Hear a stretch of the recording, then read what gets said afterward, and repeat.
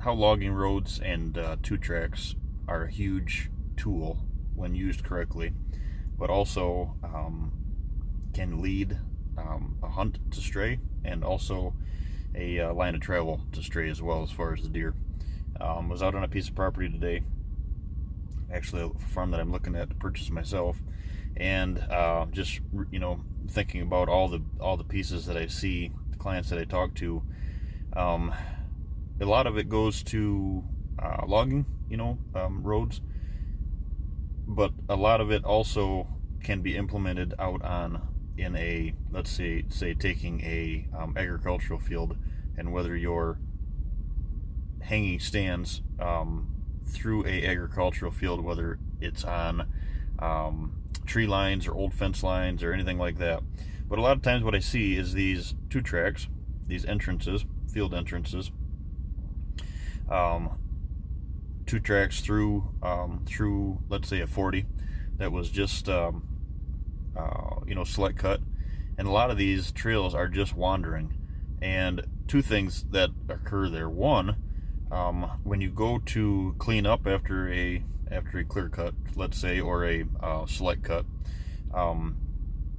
you have to go in, and it takes the right amount of money. It takes quite a bit amount of money, I should say, to have a dozer or a loader with a grapple on it or something like that, to try to go back in and clean that debris up and establish those roads back to where they to what I call and what I reference to as the point of impact. So if you hear me reference that, that can also be used, probably even more so, when you're taking old ag and you're switching it into switchgrass. Now, looking at a farm today, and there's it's a 40, and there's about 30 acres of it that are tillable. One of those farms that are either two things: one, either overlooked, or it's planted to solid agricultural, and it's hard to hunt. So see a couple things there a lot, and these 2Tracks field entrances can be used very, very powerfully in transition areas. But what I see a lot of, and I'm going to show you here on a design that I'm actually talking about, and I'm just brainstorming on this property here. Did one of these last week on a client property, and then I was looking at this today, looking at a purchasing a place here, coming out myself. And what you want to do with these is you want to make sure that your transition areas, let's say you have this farm, for example, you have a 40-acre farm, 30 of it is tillable. You have some hedgerows that are immature trees, Russian olive, autumn olive, honeysuckle, a few scattered pine, and this one actually happened to have a little pond on it. But what I see happening is I see these transition areas being made to, and also with 2Tracks, tractor trails, if you will. I like to do just the opposite. I like to keep them separate, and the reason that is a transition area is a kind of a best way to explain it. It's kind of along the lines of a sanctuary. It has to be secluded. You don't want it's not that you're driving your tractor out there all the time up and down these lanes, if you will, especially during the hunting season on a hunting farm. Now, solid agriculture, that could be different, but when you got to get corn on and off or beans on and off. This case here, when you're setting these farms up to hunt for a hunting parcel, taking them, like I said, from ag and putting them into these farms, if you keep the transition areas secluded. Now, what I always say, my rule of thumb is a transition area is 5 to 8 yards wide, 5 to 8 yards. A corridor is 5 to 8 feet. So corridor being 5 to 8 feet inside of a bedding area, a transition area is 5 to 8 yards. In other words, you're 20 feet wide. And the reason that is these transition areas, when you're making them, when you're trying to get them thick, what you're trying to do is you're trying to create edge, especially kind of treated the both ways out in a field setting. That's where my my hog manure comes into it that I implement, and maple, get some hardwood regeneration going, maple seeds, collecting them oaks. Like I said, that's a huge step that a lot of people, and hopefully that's, I'm trying to get a farm myself so I can show you the power of those. I did those years ago. I like to get back into it, but you know as well as I do how many acorns are all over, especially if you take a 5-gallon pail or a couple 5-gallon pails. You can fill them up pretty quick. It's some work, but you got to float test them and get them to work. Some of them take, some of them don't. Get some regeneration going in these transition areas. But where I was going with that is this, is if you're using those same areas as tractor trails, you're disturbing all that. You're not only disturbing the deer in those transition areas, you're putting diesel scent, you're making the tractor track, but you're also crushing the regrowth that you're trying to get to thicken up in those areas. So what I like to do is, I'll show you here, what I like to do is I like to bring these tractor trails that are you keep them mowed, or I don't necessarily plant anything in them. I keep them mowed and anything maintained. But you can also do is you can also plant them like a rye that's not a that's not a holder, but it's just extra, trying to get you some extra tonnage. But it all comes back to the point of impact. So in these situations, and what you'll see a lot of my designs is I use these, I call them sunglass food plots anymore, because they're shaped like sunglasses, and then my bedding area is on the inside of them, kind of a something that I've coined here over the years. But they are not connected on the corners. So obviously you have these food plots, if you can imagine, on a 40-acre piece. Then you have the transition areas that are, your transition areas end up being L's, and L-shaped, or triangular shaped, if you will.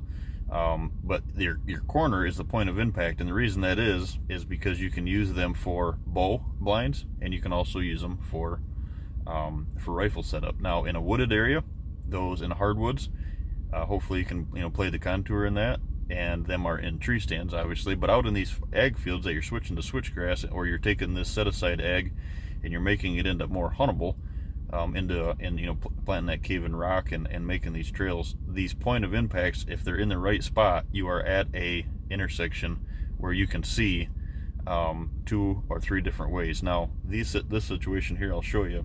By taking this tractor trail and just connecting these food plots together, you would have made an area for the deer to be out in the food plots, transitioning from food plot to food plot. And if you would have never seen them, because they're 50, 60, on these smaller parcels, they're 50, 60 yards from you, and it doesn't connect to the point of impact. What I like to do is I like to bring these 2-tracks up right to the point of impact, but don't disturb that area. The reason is that area is where your scrape is, where you need a perfect spot for a water hole and a mock scrape, and your camera out in front of the blinds. And if you just make a swoop from the tractor and come into it, but you stay that 10 yards away from that area, what you're doing is you're creating a path, especially in a switchgrass area. You're creating another transition area, but they're not gonna, yes, they can do it, but they're a creature of edge, like we've always talked, and they'll come down through those corridor, or the transition areas, down and turn. It's just a way to bring them to that point of impact in front of these blinds, turn and take them back out to the food plots. Is it a long way to get from point A to point B? Yes, it is. But will they do it?